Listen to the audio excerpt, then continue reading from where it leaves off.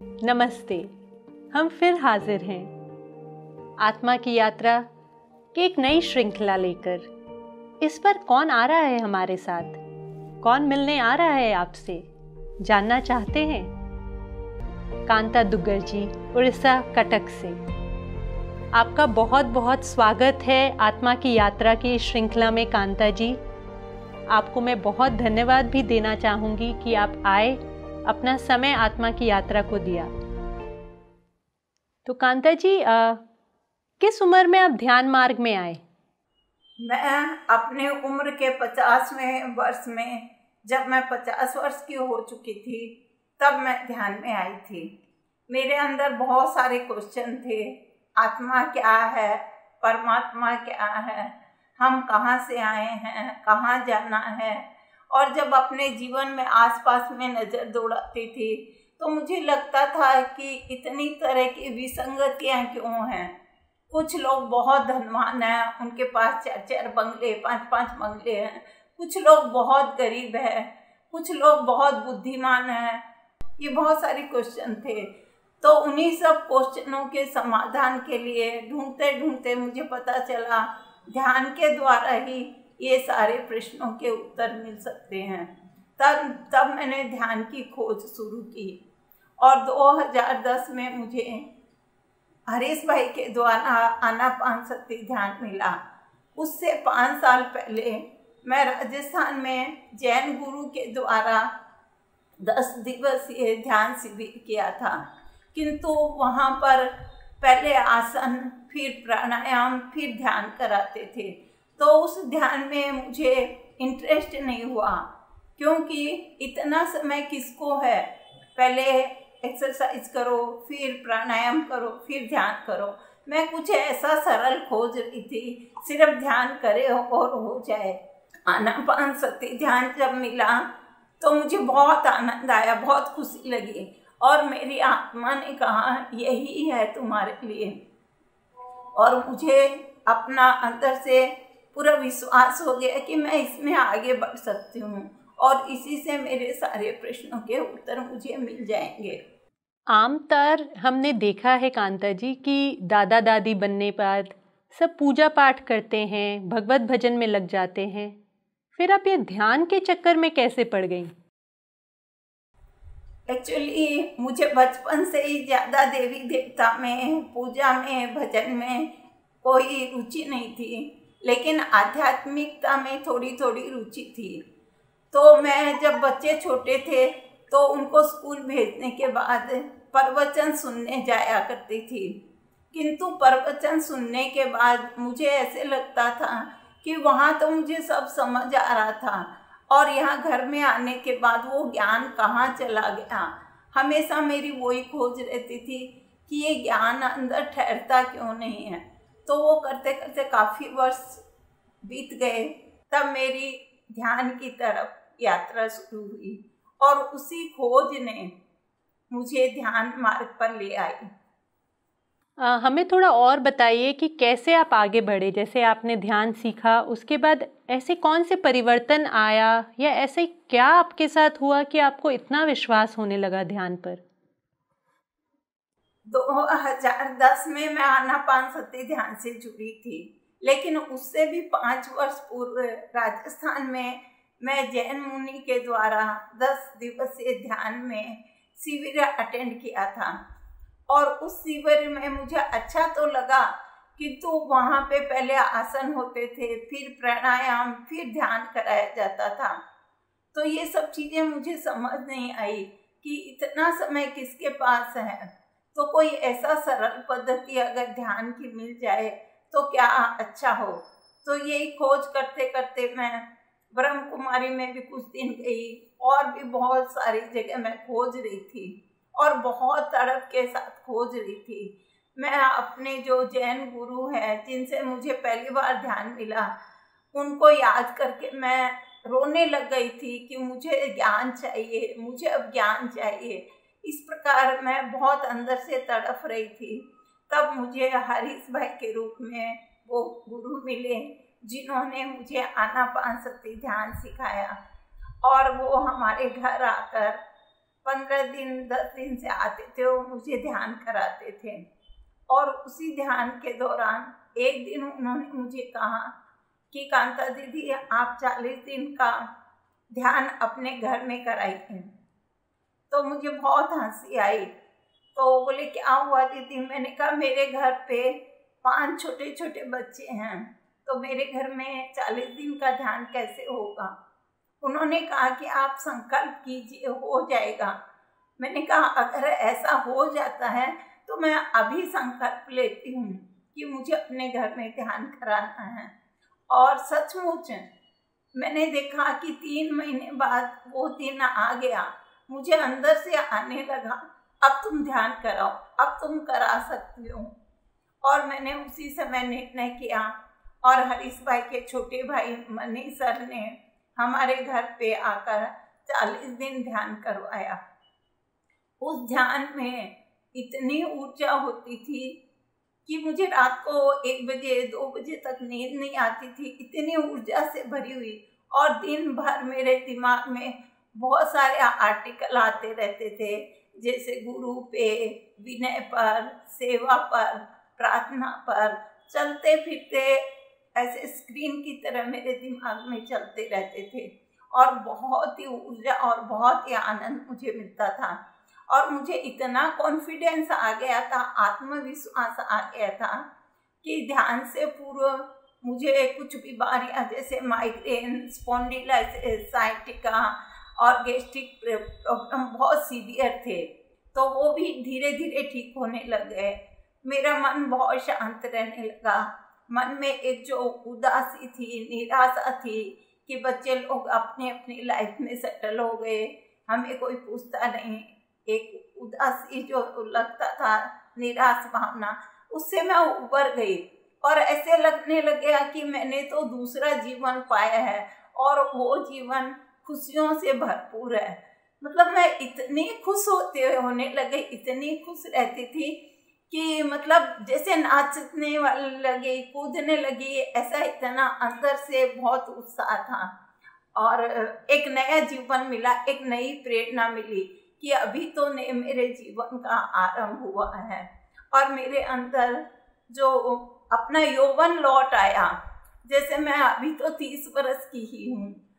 तो ध्यान ने मुझे सिखाया कि हम हमेशा युवा है और कैसे हम अपनी उम्र से पीछे जा सकते हैं। और मैं बहुत एक्टिव भी हो गई। सभी लोग कहने लगे कि आप तो इतने बीमार रहते थे, अब तो आपके चेहरे पे ग्लेज है, आप कितने एक्टिव हो और आप तो अपनी बहूओं के बराबर के लगते हो। और मैं सचमुच अपने खुद के अंदर बहुत एक्टिविटी और कॉन्फिडेंस महसूस करती थी। और मेरा सबसे बड़ी बात ये थी कि मेरा देखने का नज़रिया, सोचने का नज़रिया बदल गया। पहले जो मेरे सोच विचार थे, जो जजमेंट था, जो औरों की लाइफ में इंटरफेयर करना, जैसे कि उसको मैं उसको प्रेरणा दूं, उसके जीवन में परिवर्तन आए, दूसरों को जो देखती थी, दूसरों को जो बदलना चाहती थी, अभी मैंने वो सब छोड़ दिया और स्वयं के बारे में सोचना शुरू किया। और अपने अंदर की जो भी भूलें थी और अपने अंदर जो भी प्रतिभा थी, ध्यान के द्वारा उसे उभारा। तो मैं 2 बरस के बाद में मुझे ऐसे लगा कि अब मुझे ध्यान सिखाना चाहिए, क्योंकि पत्री सर बोलते हैं कि खुद सिखाने से भी ज़्यादा जब सिखाते हैं तो हम और सीखते हैं। तो तभी से मैं लग गई उसी में। तो दोपहर में अगर रेस्ट भी करती थी मैं, तो मुझे अंदर से इंट्यूशन आता था, तो उसको सिखाने जा, तो उसको सिखाने जा, उसको सिखाने जा। तो मैं दौड़ पड़ती थी और पूरे विश्वास के साथ, और जिनको भी ध्यान के लिए बोलती थी वो सब सुनते थे, ध्यान करते थे और मुझे बहुत ही अच्छा लग रहा था। मैं बहुत आगे बढ़ रही थी। इसी प्रकार मुझे लगा जब मुझे घर घर जाकर ध्यान सिखाना है तो मुझे अगर मेरा विकल्प हो तो कितना अच्छा हो। तो उसी समय मैंने संकल्प किया कि मुझे स्कूटी सीखनी है, जबकि मैंने कभी साइकिल भी नहीं चलाई थी। और कुछ ही दिनों में मैंने स्कूटी सीख ली और तब से मैं हमेशा स्कूटी पर ध्यान सिखाने, हर एक के लिए जो भी बोलता है उसी के लिए सिखाने के लिए और निकल पड़ती हूँ। मुझे सबसे ज़्यादा खुशी होती है अपना जो पर्सनल काम है उसे भी मैं आगे सरका देती हूँ, लेकिन एक ध्यानी को भी मैं उसकी बात को अस्वीकार नहीं करती।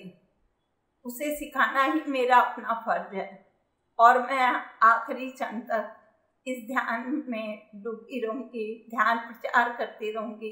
ध्यान ही मेरा जीवन है, ध्यान ही मेरे लिए सब कुछ है। तो इस प्रकार मुझे बहुत बदलाव आया, बहुत सारे संकल्प मेरे पूरे हुए ध्यान के द्वारा, और ध्यान में मैं निरंतर आगे बढ़ रही हूँ। ध्यान से मुझे अपने लाइफ का उद्देश्य का पता चला, मेरे पर्पज का पता चला कि मैं धरती पर क्यों आई हूँ। क्योंकि मुझे शुरू से ये था कि जो मुझे आता था मैं हर एक को सिखाती थी। अब मुझे ध्यान आया, ध्यान में जो आनंद मिला, ध्यान से जो ज्ञान मिला, तो वो ही मैं सबको सिखाने में बहुत खुशी महसूस करती हूँ। और इसी प्रकार मैं हर एक पार्क में जाकर ध्यान सिखाना शुरू किया और बहुत लोगों को ध्यान सिखाया। और मुझे ये नहीं लगता कोई क्या बोलेंगे। पहले तो परिवार के लोग बहुत हंसते थे, मजाक भी उड़ाते थे, लेकिन मैं किसी की परवाह नहीं करती थी, क्योंकि मेरे भीतर का जो आनंद था मैं उसी में डूबी रहती। तो कोई कुछ भी कहे मेरे कोई फर्क नहीं पड़ता। और इसके लिए मुझे अपना कार्य भी ज़्यादा करना पड़ता, फिजिकल वर्क भी ज़्यादा रहता था, फिर भी मैं सब कुछ करते हुए भी ध्यान में आगे बढ़ती गई। बहुत सारे पार्क में ध्यान सिखाया, फिर दूसरी जगहों पे शहरों में जाकर ध्यान सिखाने के लिए मैंने अंगुल गई थी, जाजपुर गई, भद्रक गई, पुरी गई। इस प्रकार बहुत सारी जगहों में जाकर ध्यान सिखाया। और इसी प्रकार जब मुझे कहीं शादी में जाना होता तो शादी ब्याह में जाना मुझे अच्छा नहीं लगता, फिर भी रिश्तेदारी के हिसाब से जाना होता है, तो मैं क्या करती, कोई बात नहीं, हम वहाँ पे ध्यान सिखाएंगे। तो यहीं से संकल्प डालती थी कि वहाँ एक बड़ी सी क्लास मुझे ध्यान की करनी है। और आप विश्वास करेंगे, वो मेरा संकल्प पूरा हो जाता था, हर बार पूरा होता था। अगर मैं 3 दिन 4 दिन के लिए भी जाती तो भी मैं वहाँ पे ध्यान करा के आती। इसी प्रकार मैंने रायपुर में, कोलकाता में, राजस्थान में, जयपुर में बहुत सारी जगहों पे ध्यान क्लासेस लिए।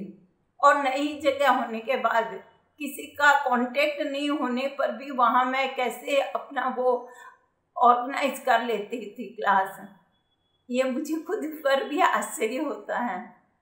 तो इस प्रकार जब ध्यान हमारे साथ है, गुरु की आशीर्वाद हमारे साथ है, सारे एस्ट्रल मास्टर्स हमारे साथ हैं, तो सब कुछ संभव है। क्योंकि हम अपने अंतरात्मा से जुड़ जाते हैं, हम अपने उस ईश्वरीय स्वरूप से जुड़ जाते हैं, तो सब कुछ संभव है। और मेरे लिए हर चीज़ संभव है, हर कार्य संभव है। मैं कुछ करती हूँ, वो काम जब कर लेती हूँ सोचती हूँ और क्या कर सकती हूँ, मैं अपने आप से पूछती हूँ अच्छा मैं और क्या कर सकती हूँ। इस प्रकार हमेशा एक नया काम अपने हाथ में लेती हूँ, जब वो हो जाता है और दूसरा काम। इसी प्रकार जब आशा जी ध्यान पत्रिका के एडिटर थे, मैंने 2 साल तक घर घर जाकर वो मैगजीन देखती थी, क्योंकि कोरियर के द्वारा बहुत लोगों तक पहुंचती नहीं थी, लोग मना करने लगे। तो मैंने कहा मैं रिस्पॉन्सिबिलिटी लेती हूँ, मैं आपके घर तक पहुँचाऊँगी। तो 2 साल उस समय किया, 1 साल अभी बसंता मैडम के समय भी घर में जाकर देखती थी, क्योंकि उन तक वो पत्रिका पहुँचे, इसी से मुझे खुशी होती थी।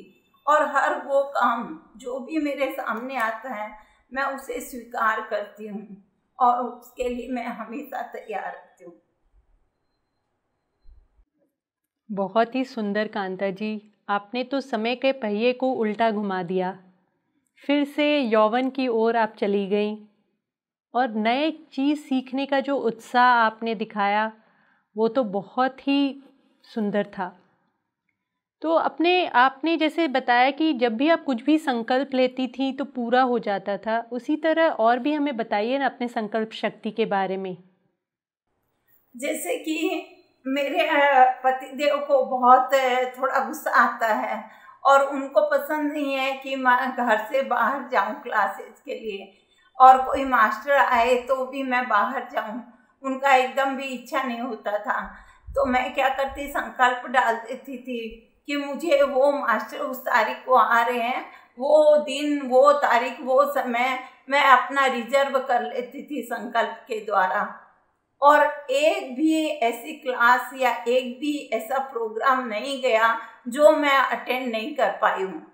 अगर भुवनेश्वर में भी कोई क्लास होती, अखंड ध्यान होता या फुल मून डे का क्लास होता, कुछ भी होता, बट मैं वहाँ पहुँच जाती थी अपने संकल्प के द्वारा ही। मैं देखती थी मेरे पति का मन नहीं है, फिर भी वो उनको हाँ बोलना पड़ता था। ऐसे बहुत बार हुआ है मेरे साथ। तो धीरे धीरे मैंने देखा कि जो लोग हस्बैंड वाइफ दोनों आते हैं क्लासेज में तो उनको कोई दिक्कत नहीं होती, और मैं जब जाती थी वापस भुवनेश्वर से यहाँ आती थी, थोड़ी लेट हो जाती तो मेरे पतिदेव बहुत गुस्सा होते थे। तो मैं सोचती अगर मेरे हस्बैंड भी आ जाए ध्यान में तो कितना अच्छा रहेगा। तो मैंने ध्यान में उनको, उनके आत्मा को ध्यान में बैठाना शुरू किया, और इस प्रकार 1 साल बाद वो ध्यान में आ गए। तो अभी वो भी ध्यान करते हैं।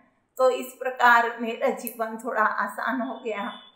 ध्यान महाचक्र में मुझे जाना होता था तो भी मैं वैसे ही संकल्प डाल देती थी, और मैं 4 बार हैदराबाद ध्यान महाचक्र में जा चुकी हूँ। इसी प्रकार ऋषिकेश जाना था महायोग ध्यान कुंभ में, तब भी मैंने संकल्प डाल देती थी, और 3 साल मैं वहाँ पे पहुँची हूँ। और इसी प्रकार एक बार मैंने सुना था, पत्री सर ने कहा कि हर ध्यानी को एक बार बेंगलोर पिरामिड वैली में जरूर जाना ही चाहिए। उसी समय मैंने संकल्प किया मुझे भी पिरामिड वैली में जाना है। तो अचानक से ऐसा हुआ कि जिस समय मदर इंडिया, मनीष सर और भी 2-3 लोग जा रहे थे बेंगलोर, और वो टिकट बनाने जा रहे थे, उससे आधा घंटा पहले उनका फ़ोन आया। तब तक मुझे कुछ पता भी नहीं था। उन्होंने कहा, मनीष सर ने कहा, कांता दीदी हम बेंगलोर जा रहे हैं GCSS का प्रोग्राम अटेंड करने, क्या आप भी चलोगे? मैंने कहा भैया मेरी इच्छा तो बहुत है, मैं थोड़ा पूछ लेती हूँ अपने हस्बैंड से। और मैंने अपना उसी समय संकल्प ध्यान में बैठ गई और संकल्प डालना शुरू किया कि हाँ मैं भी बेंगलोर में हूँ, प्रोग्राम अटेंड कर रही हूँ, पत्री सर के सामने बैठी हूँ और वो हमें ध्यान करा रहे हैं। बहुत सारे लोगों के बीच में भी बैठकर ध्यान कर रही हूँ, आनंदित तो हो रही हूँ। 1 घंटे बाद मेरा बेटा और मेरे हस्बैंड आए। तो मैंने कहा कि मदर इंडिया और मनीष सर बेंगलोर जा रहे हैं, तो क्या आप भी चलोगे? हम दोनों चले। तो मेरे हस्बैंड बोले मैं तो नहीं जाऊंगा। तो मैंने कहा इसका मतलब मैं जा सकती हूँ। तो वो मेरे लिए बहुत ही आश्चर्य की बात थी, क्योंकि फ्लाइट से जा रहे थे और मुझे लगा कि इतने रुपए क्या मेरे पति दे देंगे। तो मेरा बेटा बोला हाँ मम्मी आप जाइए, अगर पापा नहीं जा रहे आप चले जाओ। और तुरंत हमारी टिकट बन गई और वहाँ भी मैं जा पाई। तो मैं देखती हूँ कि जो भी संकल्प करती हूँ तो वो पूरा होता ही होता है। इसी प्रकार अभी जो लॉकडाउन हुआ तब मेरी इच्छा थी कि मैं भी जूम पे सेशन लूँ। सभी कोई करा रहे हैं, मुझे भी सीखना है, बट मुझे कुछ भी आता नहीं था। लेकिन जैसे ही मैंने संकल्प किया तो क्योंकि 2 सेशन हो रहे थे ऑलरेडी, सुबह 5:30 बजे का और शाम को 4 बजे का यहाँ हो रहा था कटक में, तो वो जो टाइम है वो ही टाइम सब लेडीज़ को अवेलेबल रहता है। फिर भी मैंने अपना संकल्प डाल दिया और मैंने देखा 10 दिन बाद राउरकेला से फ़ोन आया एक ध्यानी का। उसने कहा कांता दीदी क्या महिला समिति की लेडीज लोगों को आप ध्यान सिखाओगे? वो आपसे ही सीखना चाहते हैं। मैंने कहा नेकी और पूछ है, मैं तो इंतजार में ही बैठी थी। तो मैंने कहा देखिए मैं 11 बजे ही सिखा पाऊंगी, सुबह या 4 बजे नहीं करा पाऊंगी। तो बोले हाँ आपके टाइम के हिसाब से वो लोग कर लेंगे। और वो जो हमारा जूम सेशन 26 अप्रैल को शुरू हुआ था, अभी 5 महीने हो गए, कंटिन्यू चल रहा है और उसमें लोग बहुत आनंद ले रहे हैं, बहुत ध्यान और इतनी ऊर्जा रहती है और इतना जोश के साथ लोग ध्यान कर रहे हैं। अभी हम लोगों को मुझे ऐसा इंट्यूशन आया कि इतने लोग ध्यान कर रहे हैं उड़ीसा में, तो ये इतनी ऊर्जा क्रिएट हो रही है, क्यों नहीं अब ओडिशा पिरामिड ओडिशा बने, उस ऊर्जा को पिरामिड के लिए यूज किया जाए। तो मैंने संकल्प ध्यान शुरू किया था। आज 7वां दिन था पिरामिड उड़ीसा का संकल्प ध्यान का, और हर दिन इतनी ऊर्जा बढ़ रही है, इतनी ऊर्जा, तो सभी को ही बहुत ही आनंदित है। और मुझे लगता है ये संकल्प ध्यान जो 11 दिन का शुरू किया था, बहुत सारे मास्टर्स क्लास लेना चाहते हैं, तो हम इसको और आगे बढ़ाएंगे। तो इसी प्रकार मैं सबको प्रेरणा देती रहती हूँ। और हमारी एक जो टीम है वो भी मेरा बहुत सहयोग करती है। जैसे कि 2015 में PSSM का रजत जयंती अवसर था नागपुर में।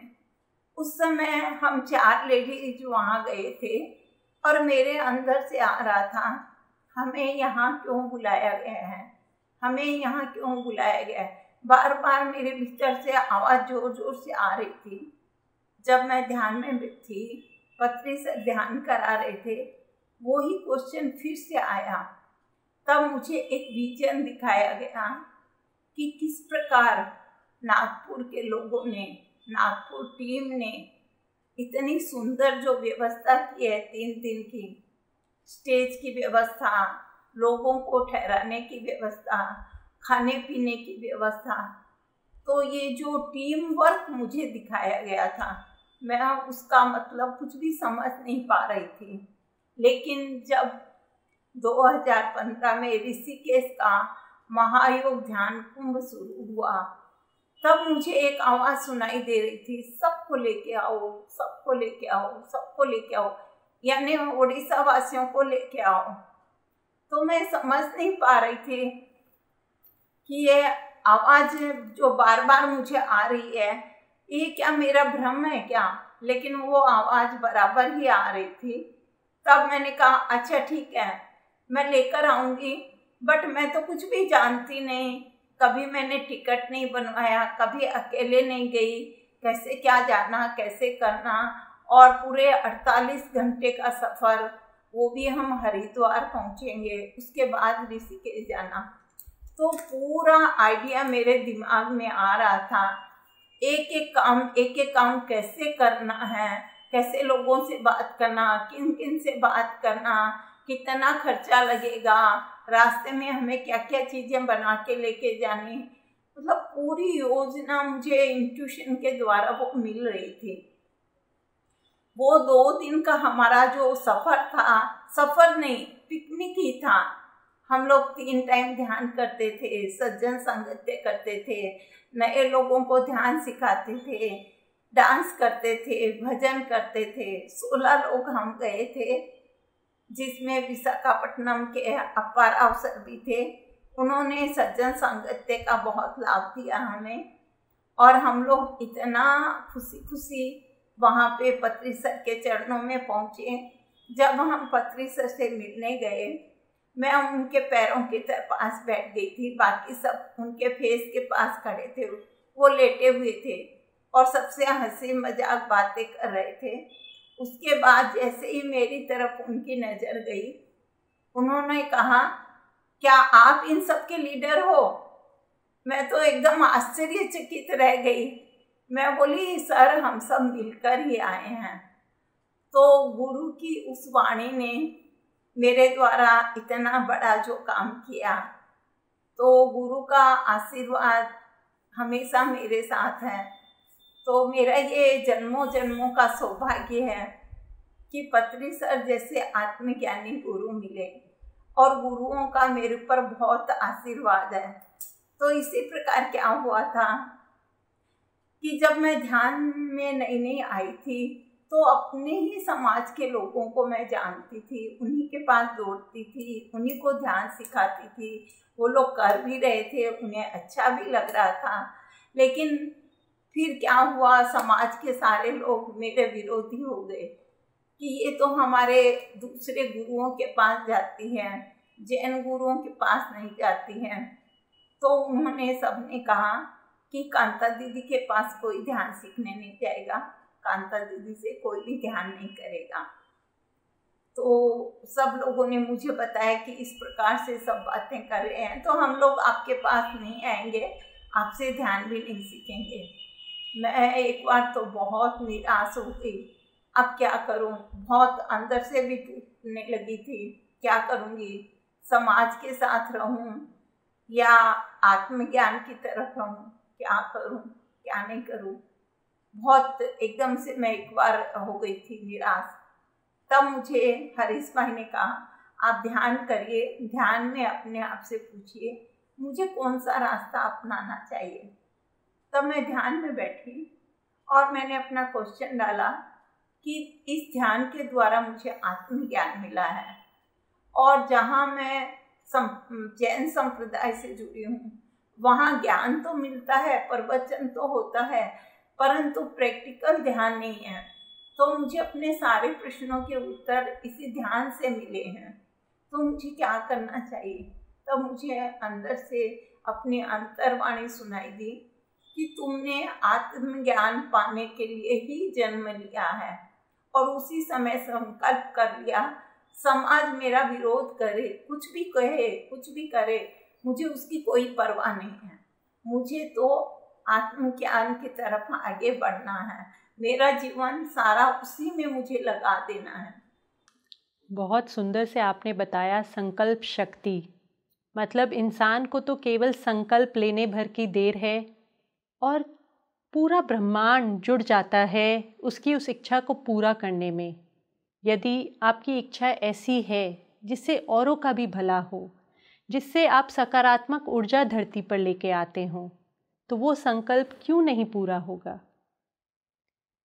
तो कांता जी, जैसे आप ध्यान में आगे बढ़ती गई तो फिर तो आप अपने परिवार से दूर होती गई होंगी। यही सब लोग कहते हैं कि ध्यान में यदि चले जाओ तो परिवार से दूर हो जाते हैं। क्या आपके साथ भी ऐसा हुआ?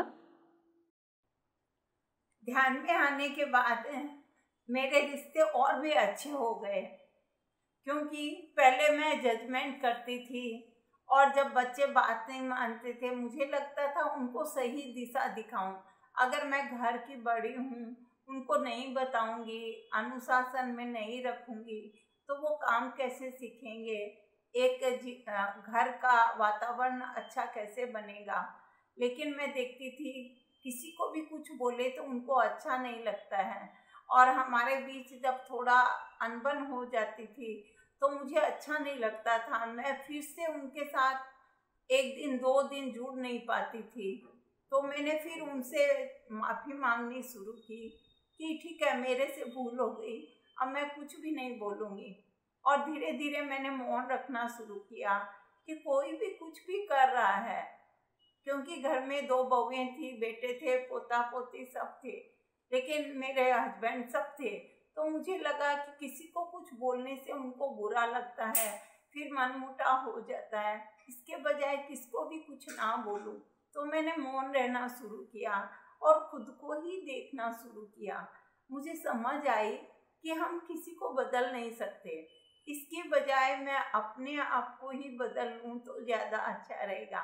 तो अगर मैं अपने भीतर डूबती रहूँगी तो मेरी ऊर्जा भी बढ़ेगी और मैं अपने आप के साथ आनंद से रह पाऊँगी, तो मुझे बाहर देखने की ज़रूरत भी नहीं है। तो इस प्रकार से मैंने पहले अपने आप को देखना शुरू किया और फिर मैंने दूसरे के व्यू से समझना शुरू किया। तब मैंने हर एक को फॉरगिव करना सीखा और दूसरा लव एनर्जी देनी शुरू की।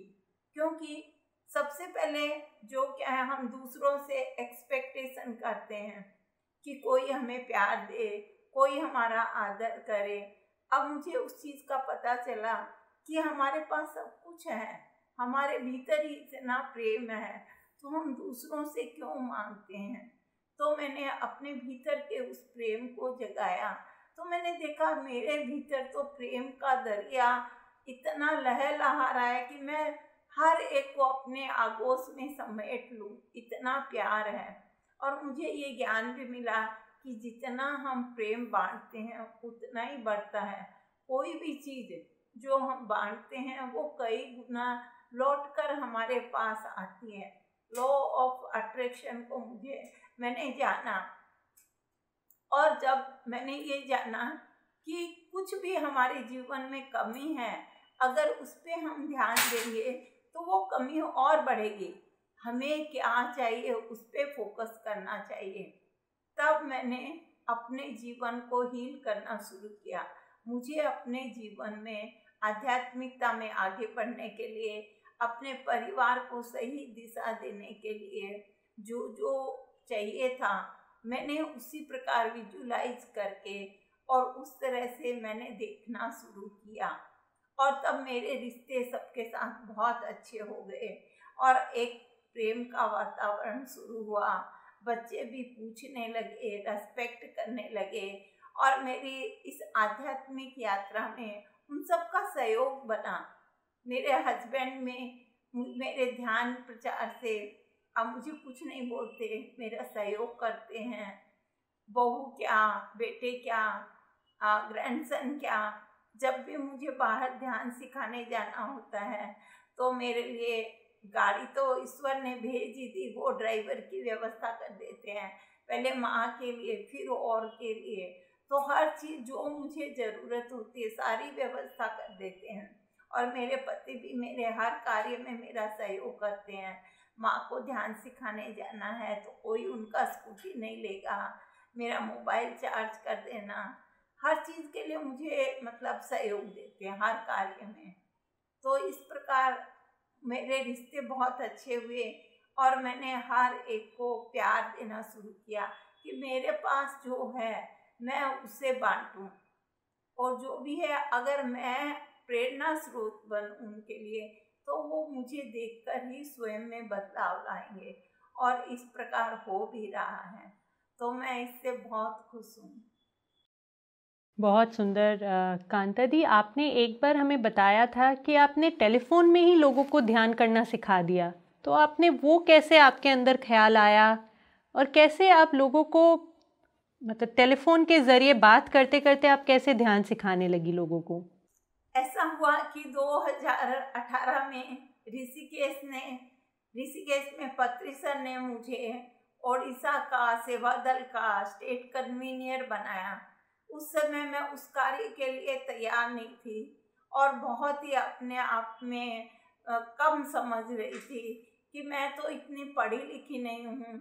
राजस्थान जैसे शहर में 10वीं तक पढ़ी हुई हूँ, वो भी हिंदी में, और उसके बाद मैंने कभी कुछ ट्राई नहीं किया क्योंकि मेरे घर में इतना काम होता था, बड़ा परिवार था, तो कभी मुझे घर से बाहर जाने का भी अवसर नहीं मिला।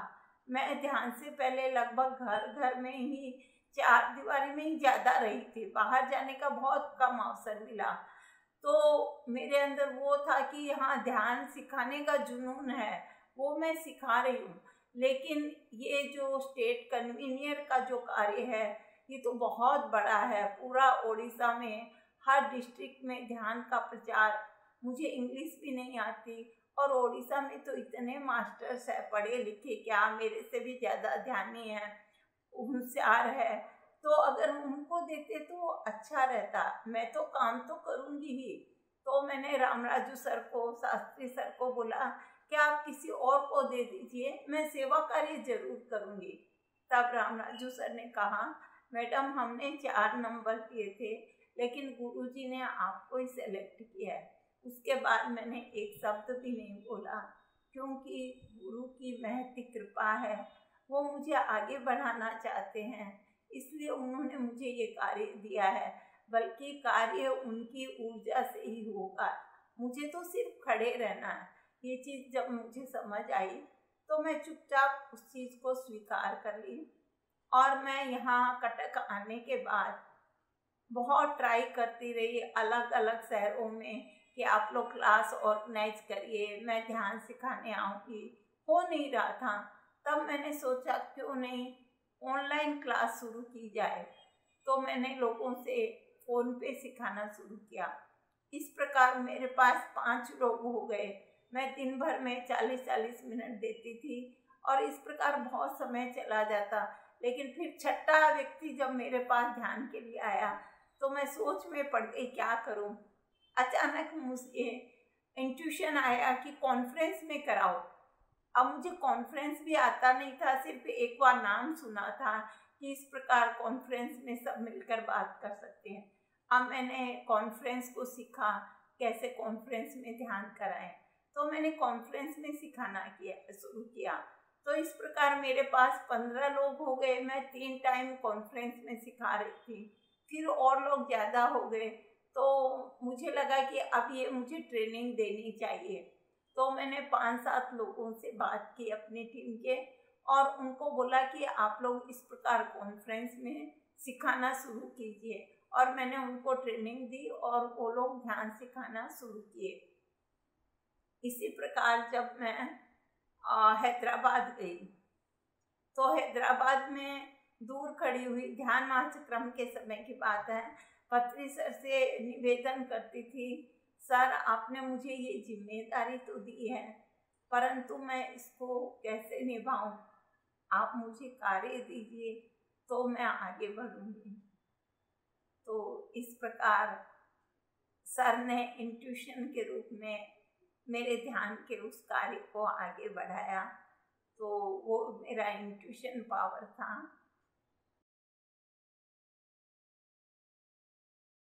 बहुत ही ज़ोरदार बात आपने बताई। मतलब ध्यान कभी टेलीफोन के माध्यम से भी हो सकता है, ये हमने कभी नहीं सोचा था। लेकिन जो व्यक्ति इतना ठान ही रखा है कि वो हर एक घर में ध्यानी बनाएगा, उसके लिए कुछ भी असंभव नहीं है। आपने ये साबित कर दिया कांता जी। हमें और बताइए, आपके इस रास्ते में क्या क्या और नई नई घटनाएं हुई जिससे आपका विश्वास ध्यान के प्रति और अरूढ़ होता गया? जैसा कि मैंने बताया था, नागपुर जब हम रजत जयंती अवसर पर गए थे तो मुझे क्वेश्चन आ रहा था कि हमें यहाँ बुलाया गया है, इसका कुछ मुख्य कारण है, तो हमें क्यों बुलाया गया है, ऐसा क्वेश्चन उठ रहा था ध्यान के समय। तो पत्री सर ने मुझे पूरा टीम वर्क दिखाया कि इस प्रकार टीम वर्क मिलकर कैसे कार्य को संपादित करता है। और उसके बाद मुझे 2015 में पत्री सर ने ऋषिकेश सबको लेकर आने के लिए जो प्रेरणा दी, अंत प्रेरणा दी। और जब मैं वापस हम सब लौट रहे थे ऋषिकेश महायोग ध्यान कुंभ के बाद, तो सब कोई इतने आनंदित थे कि ऐसा तो आनंद हमने जीवन में कभी भी नहीं पाया। ये जो आनंद मिला है हमें, ये तो अवर्णनीय है, अकथनीय है। तो सबकी आंखों में आंसू आ गए, चेहरे पे एक उदासी थी। तभी मुझे इंट्यूशन आया, नहीं हम फिर मिल सकते हैं। सब लोगों को लग रहा था हम बिछुड़ जाएंगे। मैंने कहा नहीं, हम फिर मिल सकते हैं। महीने में 2 बार अमावस्या और पूर्णिमा को हम मिलकर समूह ध्यान करेंगे। तब सबने बोला हाँ हाँ हम ऐसा ही करेंगे। इस प्रकार हमारा ये टीम छोटा सा शुरू हुआ था और हम जो भी संकल्प करते हैं वो कार्य हमारा इस टीम के साथ पूरा होता है। तो इसी प्रकार जब मैं हैदराबाद गई थी और पत्री सर को बोल रही थी, सर आपने सेवा दल का कार्यभार तो मुझे दिया है, वो मुझे करना भी है, पर मैं कैसे करूं, आप मुझे मार्गदर्शन दीजिए। दूर से मैं खड़ी खड़ी प्रेयर कर रही थी। तब उन्होंने मुझे इंट्यूशन दिया, रामराजू सर को बुलाओ रामराजू सर को बुलाओ। जब भी हम लोग रामराजू सर के आमने सामने होते थे, मुझे बार बार वही आवाज़ सुनाई दे रही थी, हर दिन 3 दिन कंटिन्यू। फिर पता नहीं मैं उनके पास गई और मैंने कहा सर आप उड़ीसा आइए।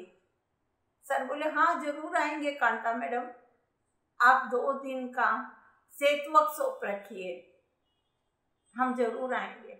और मैंने उनको बोल दिया हाँ सर आप आइए, हम आपकी व्यवस्था करेंगे। और उस समय पता नहीं मुझे कहाँ से इतना कॉन्फिडेंस आ गया, क्योंकि उस समय ऐसा ही थोड़ी अवस्था थी उड़ीसा की कि सब मास्टर मौन होकर बैठे थे। उससे पहले कटक और भुवनेश्वर के सभी मास्टर्स ने बहुत प्रचार प्रसार किया है, बहुत काम किया है। हरीश भाई ने, मनीष भाई ने, इधर भुवनेश्वर के निहार सर, हरि काका, विमल भाई, सभी ने बहुत काम किया। पर उस समय सब अपने अपने काम में लगे हुए थे। और सिप्रा जी, नीलम जी ने भी बहुत काम किया था, बट उस समय कोई भी नहीं था। तब मुझे उसी प्रकार इंट्यूशन आने लगे कि इस प्रकार इनसे बात करो तो कहाँ पे करना, उसका स्थान भी मुझे आ गया। और कैसे व्यवस्था करनी, कौन बुक स्टॉल पे बैठेगा, कौन डोनेशन फंड लेगा, कैसे व्यवस्था होगी, कहाँ मास्टर्स को उतारना, पूरा एक मुझे एकदम सामने क्लियर दिखता था कि ऐसे ऐसे ऐसे ऐसे करो। और वो सारा मैंने हैंडल किया। खाने पीने की कौन व्यवस्था करेगा, सब कुछ मुझे इंट्यूशन आ रहा था। और उस समय करीब 80 लोगों ने उसमें पार्टिसिपेट किया। और सबसे बड़ी बात ये थी कि उस समय के बाद सारे मास्टर उभर कर आ गए और वो सारे काम लगे। और उसके बाद इतना जोरदार, मतलब यहाँ पे प्रचार प्रसार होने लगा।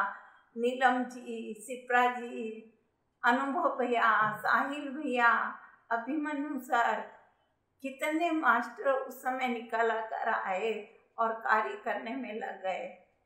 तो ये बहुत ही उत्तम हुआ हमारे लिए।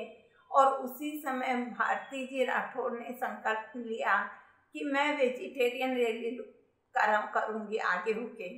और उसी समय नीलम जी ने ये संकल्प किया कि मैं 3 दिन का रेसिडेंशियल वर्कशॉप कराऊंगी। तो उसके बाद हमारा सेकेंड वर्कशॉप हुआ था रेसिडेंशियल, उसमें नीलम जी आगे थे, बाकी सिप्रा जी ने और भी सभी ने सहयोग किया था। और वो सभी नॉर्थ के सभी स्टेट से लोग आए थे और करीब 120 से भी ज़्यादा मेंबर थे। और बहुत ही अच्छा हुआ, इतनी ऊर्जा थी, इतना पूरा उड़ीसा में वो ऊर्जा फैलकर उड़ीसा को प्रचार प्रसार में बहुत सहयोगी बने। तो ये भी एक इस समय ऐसा हुआ था मेरे साथ है कि जब हम लोग कहाँ क्लास करनी है देखने जा रहे थे, उस समय सिप्रा जी, नीलम जी, सुशीला जी भाव सिंह का, मैं, राजेश भाई भुवनेश्वर से वो लोग थे। तो हम लोग राजेश भाई के घर के नीचे कम्युनिटी हॉल को देख रहे थे कि यहाँ पे करा लेंगे, 20, 25, 30 लोग रहेंगे तो आराम से हो जाएगा। तो मेरे अंदर जो मास्टर, सेठ मास्टर का जैसे मतलब दम घुट रहा है, मुझे ऐसा महसूस हुआ कि मास्टर का दम घुट रहा है। मैंने सोचा ये क्या हो रहा है, ऐसे लग रहा है दम घुट रहा है, यहाँ नहीं होगा। तो ठीक है जो भी हो रहा है, मैं चुप रही। फिर हम लोग एक बहुत बड़ा होटल देखे, ला फिएस्टा होटल का बहुत बड़ा हॉल देखे। जब उसमें मैंने पैर रखा तो मास्टर ने कहा हाँ ये ठीक है। तो मैं चुप थी, लेकिन मैंने किसी को बताया नहीं था। लेकिन मैं बोली मुझे ऐसा क्यों आ रहा है। और धीरे धीरे लोगों की संख्या बढ़ने लगी और जब 120 से भी ऊपर मेंबर हो गए, इसके अलावा बालकृष्ण सर की बहुत बड़ी टीम भी थी साथ में, रामराजू सर थे। तो फिर ला फिएस्टा का ही तय किया गया और वहीं पे हुआ। इसी प्रकार संगीत ध्यान यज्ञ हुआ। उसके बाद उस समय भी मैंने ध्यान में पूछा कि संगीत ध्यान ये 2 दिन का जो हो रहा है और इतने जोश और उत्साह के साथ जो हो रहा है, और पत्री सर ने सामने से बोला है कि संगीत ध्यान ये रखिए, तो इस प्रकार का जो इतना बड़ा समारोह हो रहा है उसके लिए कौन सी जगह सबसे बड़ी अच्छी होगी। तो मुझे शहीद भवन दिखाई दिया, मास्टर्स ने शहीद भवन दिखाया। लेकिन जो मीटिंग की गई उसमें सभी कोई का यही मत था कि नीलम जी के ऑफिस में किया जाएगा, ताकि वहाँ पे सारी व्यवस्था भी है और वहाँ पे अच्छे से हो जाएगा। तो मीटिंग जब हो रही थी सभी अपना मत इसी प्रकार दे रहे थे। तो मुझे पूछे राजेश भाई कि कांता दीदी आप चुप क्यों, आप भी बोलो। मैंने कहा नहीं, आप लोगों ने जो तय किया है वो अच्छा है। तो बोले नहीं, आपके दिमाग में कुछ चल रहा है ऐसा लग रहा है। तब मैंने कहा देखिए, आप मुझे अगर पूछ रहे हो तो जो मुझे आया है वो मैं बता देती हूँ, मुझे शहीद भवन का आ रहा है। तो बोले नहीं, वहाँ खाने पीने की व्यवस्था करने में बहुत मुश्किल होगी, तो हम वहाँ नहीं करेंगे। मैं चुप रही। फिर जब संगीत ध्यान यज्ञ से कुछ दिन पहले, शायद 1 महीने पहले, राम राजू सर आए थे संकल्प ध्यान कराने के लिए। संगीत ध्यान यज्ञ की सफलता के लिए संकल्प ध्यान कराए उन्होंने। मीटिंग हुई थी शिप्रा जी के घर। तब फिर ये बात उठी कि कहाँ पे, तब साहिल भी ने कहा कि अगर हम इस प्रकार का इतना बड़ा आयोजन कर रहे हैं तो हम शहीद भवन में क्यों ना करें। और इस प्रकार ये शहीद भवन में हुआ। तो इस प्रकार कई भी बातें हैं जो मुझे इंट्यूशन के द्वारा होती रहती है। अभी लॉकडाउन में भी मुझे यही मैसेज मिला कि तुम अपनी साधना करो और ये जो तुम जूम पे क्लास ले रही हो इसमें अपने ओडिशा के मास्टर बनाओ।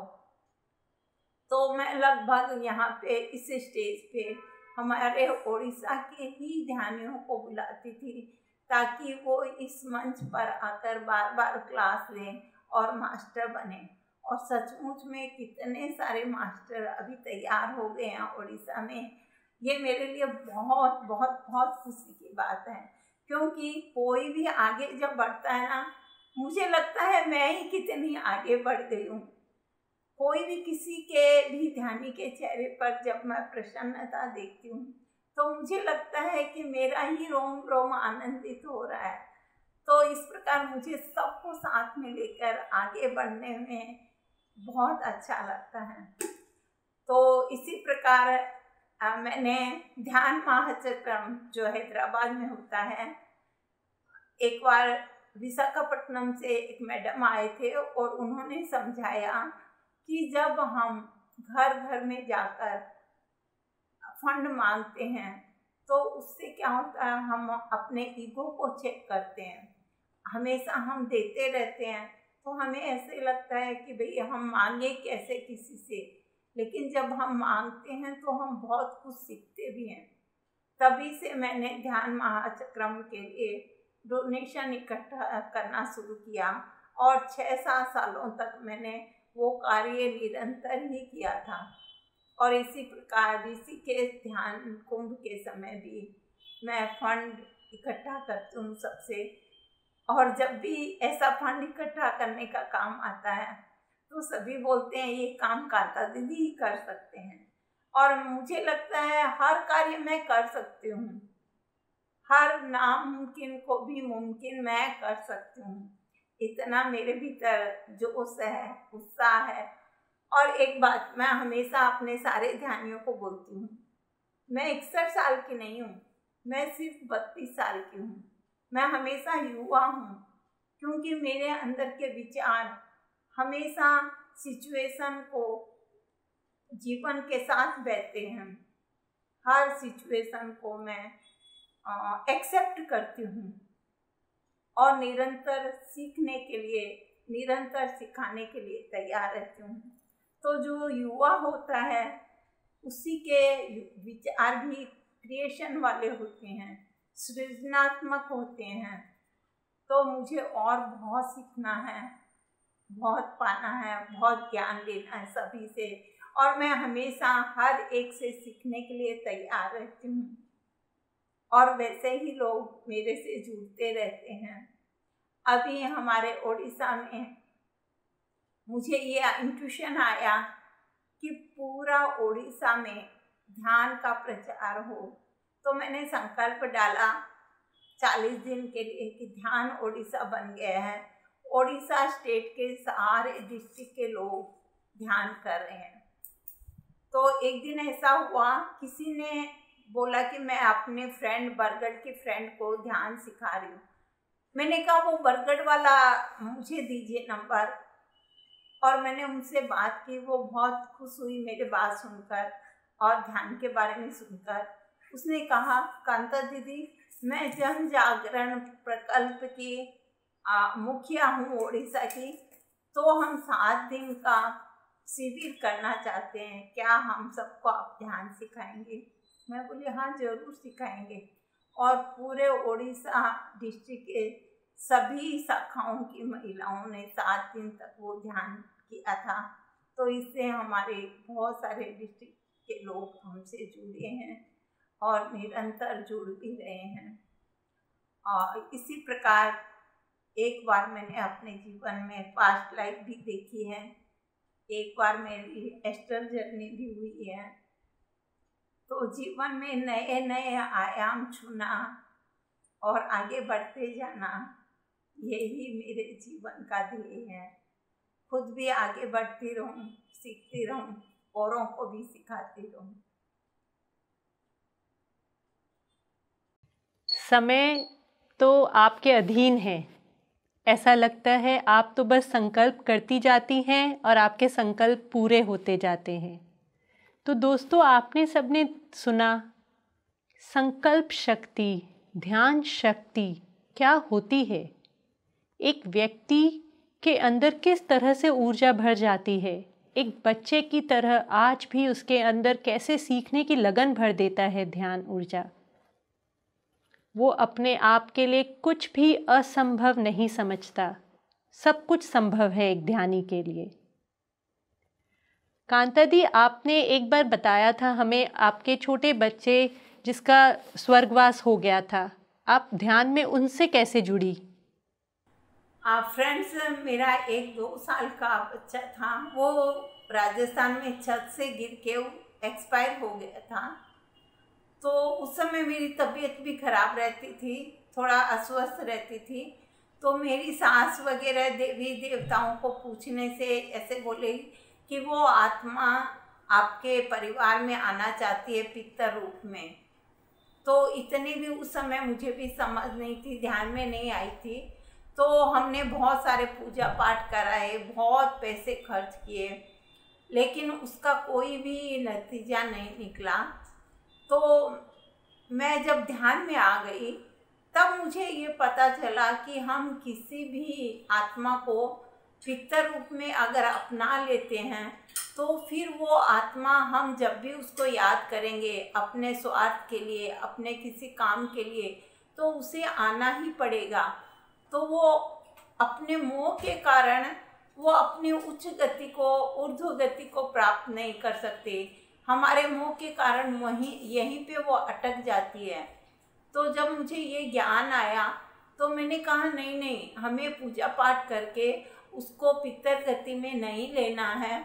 और मैं ध्यान में उसको बैठाती थी कि हे आत्मा तू आ, देख तू हमारे मोह के कारण, क्योंकि जब भी उसको याद करते थे हमारे सारे कार्य पूर्ण हो जाते थे।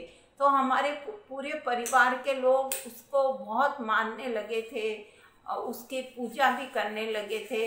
लेकिन मैंने कभी पूजा वूजा नहीं की, ना ही आपने किसी कार्य को पूरा करने के लिए, मनोकामना के लिए उसे याद किया, बल्कि मैं उसे ध्यान में बैठाती थी, उसके आत्मा को बोलती थी कि तुम्हारे एस्ट्रल मास्टर्स, तुम्हारे गाइडेड मास्टर्स तुम्हारा मार्गदर्शन करेंगे। तुम ध्यान करो, ज्ञान प्राप्त करो और ऊर्ध्व गति को प्राप्त करके फिर से एक नया जीवन शुरू करना है तुम्हें। तो तुम्हें यहाँ पे रुकना नहीं है, अटकना नहीं है हमारे स्वार्थ के लिए। तुम अपना आत्म कल्याण करो। इस प्रकार ध्यान में मैं निरंतर उसको बैठाती रही 6 महीने तक। उसके बाद एक दिन अचानक सुबह 6 बजे के समय मेरे हस्बैंड बोल रहे थे चाय बना दो। मैंने कहा 10 मिनट मैं ध्यान करने के बाद बनाती हूँ। तो मैं ध्यान में बैठी ही थी, 2 ही मिनट मुझे हुए थे, अचानक से वो आत्मा आकर मेरे सामने मुंह करके और बैठ गई। और मुझे तो ख्याल भी नहीं था उसका, लेकिन मुझे लगा ये मेरा बेटा मुकेश ही है। और वो पूरा तो 32 वर्ष का, क्योंकि उस समय वो उतना ही हुआ था, और मुझे अंदर से लगा 32 वर्ष का युवक है मेरे सामने बैठा है मेरा बेटे के रूप में। तो उसने मुझे कहा, मम्मी आपने मुझे जो मार्ग दिखाया था मैं उस पर चलने की कोशिश कर रहा हूँ। मुझे उसके पूरे वाक्य स्पष्ट रूप से सुनाई दिए थे। तो उसके बाद में मैंने उसको ध्यान में थोड़े दिन बैठाने के बाद उसे छोड़ दिया, और मुझे पूरा विश्वास है उस आत्मा ने अपने रास्ते को अपना लिया और ऊर्ध्व गति कर ली है। इसी प्रकार एक बार ऐसा हुआ था कि मुझे रात में स्वप्न में मेरे बुआ सास के बेटे का हाथ मेरे हाथ में ऐसे लगा किसी ने दिया है, और मैं निद्रा की अवस्था में थी और चेतना में भी आ गई। मैंने पूछा ये हाथ तो उस व्यक्ति का है, मुझे क्यों दिया गया है? तो मुझे ऐसा लगा कि उसकी ऊर्ध्व गति नहीं हो रही है, उसको ऊर्जा चाहिए उस आत्मा को। तो कुछ दिन मैंने उनको ध्यान में बैठाया और उसके बाद मैंने वो छोड़ दिया। कांता जी, जैसे आपने जैन गुरु से भी दीक्षा ली, फिर आप बहुत सार के जगह भटके ध्यान सीखने के लिए, तो आपको क्या लगता है कि सबके मार्ग अलग अलग है या आध्यात्मिकता एकता की ओर लेकर जाती है हमें? और जैसा कि सारे लोग जैनी लोग बोल रहे थे कि आप दूसरे गुरुओं से ज्ञान ले रहे हो, दूसरे गुरु को मान रहे हो। और जब मैंने अपने ध्यान में पूछा कि मुझे क्या करना चाहिए, तब मुझे जो आंसर मिला कि तुमने आत्मज्ञान पाने के लिए जन्म लिया है। और उसी समय मैंने संकल्प किया कि कुछ भी हो जाए, समाज मुझे माने ना माने, लेकिन मुझे तो इस आत्मज्ञान के पथ पे चलना है। और मैं इस आनापानसति को स्वीकार करके आगे बढ़ती गई। और फिर जब दूसरे लोगों को ध्यान सिखाने में जुट गई, तो इसी प्रकार 6 महीने जब निकल गए, एक रात्रि को मुझे एक देवी माँ ने दर्शन दिए, और उस समय पूरी चेतना में थी। एक सुंदर सी गौरवर्ण दिव्य देवी रूप में, उसके चेहरे पे बहुत ग्लो था, और सफेद कपड़े उन्होंने गाउन के जैसे पहने हुए थे, और ऐसे लग रहा था वो 52 वर्षीय है। और उन्होंने मुझे कहा कि तुम एक परीक्षा में पास हो गई हो। और मैं सोचने में लग गई कि मैं कौन सी परीक्षा में पास हो गई। तभी मुझे याद आया कि मैंने जो सही निर्णय लिया था कि मुझे आत्मज्ञान के साथ रहना है और मुझे ध्यान के साथ ही रहना है, इसी पथ पे आगे बढ़ना है, मैं उस परीक्षा में पास हो गई। ठीक है, फिर मैं आगे बढ़ते हुए हमेशा मैं पत्री सर के से कनेक्ट होती थी, उनकी ऊर्जा के साथ रहती थी, क्योंकि उनके प्रति मेरे दिल में अगाध श्रद्धा थी। मेरी आंखों में आंसू आ जाते थे कि गुरुदेव आपने कितना आनंद दिया है, कितना प्यार दिया है, कितना ज्ञान दिया है इस आनापानसति के मार्ग से। तो बहुत बार मैं खुशी से मेरी आंखें भी छलक आती थी, और मैं श्रद्धा भाव से नत हो जाती हूँ बार बार।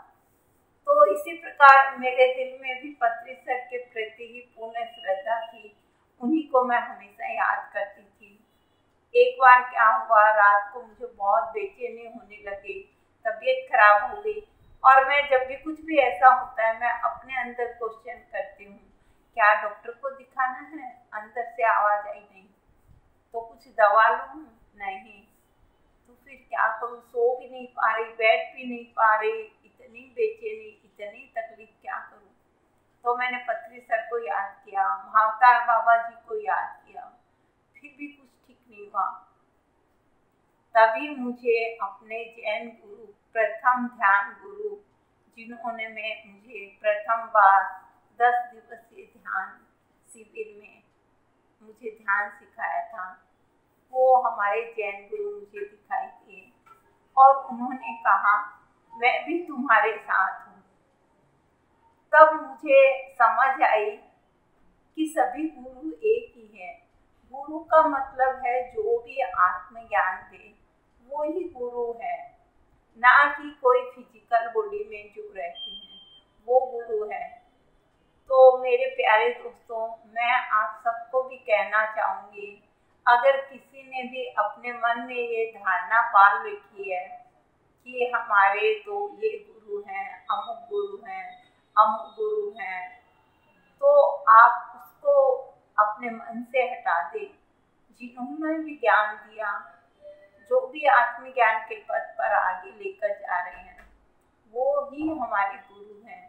तो कई बार हमारे जीवन में 2, 3, 4, 5 भी गुरु समय समय पर गुरु बदलते रहते हैं।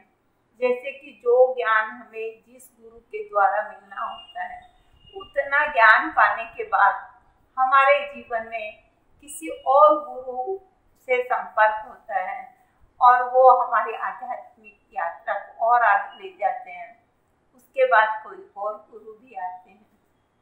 तो मेरे जीवन में भी ऐसा हुआ था कि मेरे जीवन में भी 3-4 गुरु आए हैं और उन्होंने मुझे आगे से आगे आध्यात्मिकता का रास्ता दिखाया है। और तब मैंने गुरु के उस शब्द को, गुरु के उस ज्ञान को स्पष्टता से समझा कि मूल रूप से हम सब एक ही हैं। ये जो भिन्नता दिखाई दे रही है, ये हमारे मन के विचार हैं। हमारी अज्ञानता के कारण हम सबको भिन्न भिन्न देख रहे हैं, बल्कि सत्य एक ही है और हम सब उस वननेस का हिस्सा हैं। थैंक यू, धन्यवाद कांता जी। आपने ये बहुत ही सुंदर बात बताई कि आध्यात्मिकता एक है, आत्मा एक है, गुरु भी एक है, सब एक ही ओर लेकर जा रहे हैं हमें, ज्ञान की ओर, सत्य की ओर। आपसे बात करके बहुत कुछ जानने को मिला। संकल्प शक्ति, आपने अंदर का जोश कैसे हम बरकरार रख सकते हैं। मैं आपको बहुत बहुत धन्यवाद देना चाहूँगी कांता जी कि आप आत्मा की यात्रा की श्रृंखला में आए, हमारे दर्शकों के साथ आपने अपने यात्रा को बांटा।